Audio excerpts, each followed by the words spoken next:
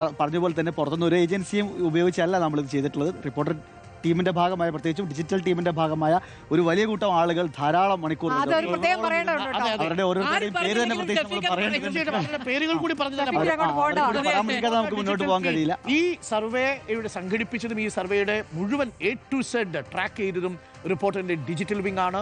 പ്രേക്ഷകർക്കറിയാം, റിപ്പോർട്ടറിന്റെ digital വിങ്ങിനെ ഓൺഎയറിലുള്ള നമ്മുടെ ടീമിനെ പോലെ നിങ്ങൾ ഇഷ്ടപ്പെടുന്നതാണ്. ഞങ്ങളുടെ കാർഡുകൾ ഷെയർ ചെയ്യുന്നതാണ്, ഞങ്ങളുടെ വീഡിയോ ശകലങ്ങൾ നിങ്ങൾ ഷെയർ ചെയ്യുന്നതാണ്. ഇതെല്ലാം വരുന്നത് ഞങ്ങളുടെ ഡിജിറ്റൽ വിങ്ങിൽ നിന്നാണ്.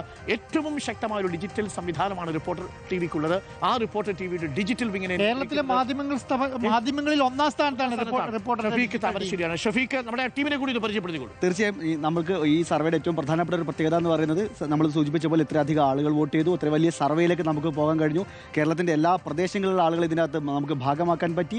അതോടൊപ്പം തന്നെ ഒരു വലിയ ഡാറ്റാബേസ് കൂടെ, ഇപ്പം നമ്മൾ നേരത്തെ സൂചിപ്പിച്ച ഒരു കാര്യമുണ്ടല്ലോ, 16.5 ലക്ഷം ആളുകൾ ഇതിനകത്ത് വോട്ട് പൂർത്തിയാക്കിയപ്പോഴും ഏതാണ്ട് 68 ലക്ഷത്തോളം ആളുകൾ എന്ത് ചെയ്തിട്ടുണ്ട്, നമ്മുടെ വെബ്സൈറ്റ് സന്ദർശിച്ചു. ആ സന്ദർശിച്ച ആളുകൾ മുഴുവൻ വന്നതിൽ ഏറ്റവും പ്രധാനപ്പെട്ട ഒരു കാര്യം, നമ്മൾ കേരളത്തിലെ 140 നിയമസഭാ മണ്ഡലങ്ങളുടെയും സാമൂഹികവും രാഷ്ട്രീയവുമായ തെരഞ്ഞെടുപ്പ് ചരിത്രം വലിയ രീതിയിൽ ഡോക്യുമെന്റ് ചെയ്തിട്ടുണ്ട്. ഒരുപക്ഷെ കേരളത്തിന്റെ ഏറ്റവും പ്രധാനപ്പെട്ട ഒരു പൊളിറ്റിക്കൽ ആർക്കൈവ് കൂടിയാണ് നമ്മൾ തയ്യാറാക്കിയ ഈ 140 മണ്ഡലങ്ങളുടെയും ചരിത്രം എന്ന് പറയുന്നത്. അതിനകത്ത് ഏതാണ്ട് നിയമസഭയിലെ തെരഞ്ഞെടുപ്പുകൾ ആരംഭിച്ച കാലം മുതൽ ഇങ്ങോട്ട് ഓരോ മണ്ഡലത്തെയും ആരൊക്കെ പ്രതിനിധീകരിച്ചു എന്നുള്ള വിവരം അറിയാം, ഓരോ തെരഞ്ഞെടുപ്പുകളുടെയും ഭൂരിപക്ഷം അറിയാം, ഓരോ മണ്ഡലത്തിലെയും തദ്ദേശ സ്വയംഭരണ സ്ഥാപനങ്ങളിൽ ഇന്ന് ആര് ഭരിക്കുന്നു എന്നറിയാം, ആ മണ്ഡലത്തിൻ്റെ ഒരു ഡെമോഗ്രഫി എന്താണെന്ന് അറിയാം. അങ്ങനെയുള്ള മുഴുവൻ പ്രത്യേകതകളും വായിച്ച് മനസ്സിലാക്കാൻ കഴിയുന്ന ഒരു വലിയ ഡാറ്റാബേസ് കൂടിയാണ്. ഇത്രയും വലിയൊരു ഡാറ്റാബേസ് നമുക്ക് തയ്യാറാക്കാൻ കഴിഞ്ഞതും, അതേപോലെ തന്നെ ഈ സർവേ, അതിൻ്റെ ചോദ്യങ്ങൾ, അതിൻ്റെ ക്രമീകരണം, വോട്ടെടുപ്പ് പൂർത്തീകരിച്ചതിന് ശേഷവും അതിൻ്റെ ടോട്ടൽ ടാബുലേഷൻ, ഇതെല്ലാം ഒരു ഏജൻസിയുടെയും സഹായമില്ലാതെ നമ്മുടെ ടീം ഇരുന്ന് തയ്യാറാക്കി. ഈ സർവേയുടെ ആശയം തന്നെ നമുക്ക് മുന്നോട്ട് വെച്ച നമ്മുടെ ടീം മെമ്പർ കൂടിയായ ന്യൂസ് എഡിറ്റർ അജ്മൽ, ദിബിൻ മാനന്തവാടി, അതേപോലെ തന്നെ അതിനകത്ത് ഈ മുഴുവൻ പ്രോസസ്സിന്റെ ഭാഗമായിട്ടുണ്ടായിരുന്ന ആമിന, മൃദുല, ശിശിര, അനു തങ്കച്ചൻ, അങ്ങനെ കുറെ ആളുകൾ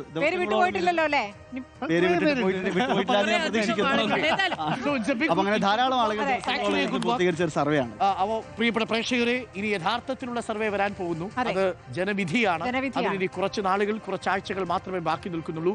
റിപ്പോർട്ടറിന്റെ വാർത്താ സംഘം തയ്യാറായി കഴിഞ്ഞു. എല്ലാ മുന്നണികളോടും പറയാനുള്ളത് ആത്മവിശ്വാസത്തോടുകൂടി മുന്നോട്ട് പോകുക. അതെ പ്രിയപ്പെട്ടവരെ, ഒരിക്കൽ കൂടി പറയുന്നു, താഴെത്തട്ട് മുതൽ എല്ലാ രാഷ്ട്രീയ നീക്കങ്ങളും ആദ്യം പ്രേക്ഷകരിലേക്ക് എത്തിക്കുന്ന റിപ്പോർട്ടറാണ്. ഏറ്റവും ഒടുവിൽ വന്ന ജി സുധാകരൻ തന്റെ നിലപാടിൽ ഉറച്ചു നിൽക്കുന്നു എന്ന പൊളിറ്റിക്കൽ ബ്രേക്കിംഗ് അടക്കം റിപ്പോർട്ടറാണ് പ്രേക്ഷകർ. കേരളത്തിൽ ഇതുവരെ ഒരു ഇലക്ഷനെ നേരിട്ടതിൽ വലിയ സന്നാഹമാണ് ഇപ്പൊ റിപ്പോർട്ടർ ടിവിയുടെ സന്നാഹം എന്ന് പറയുന്നത്.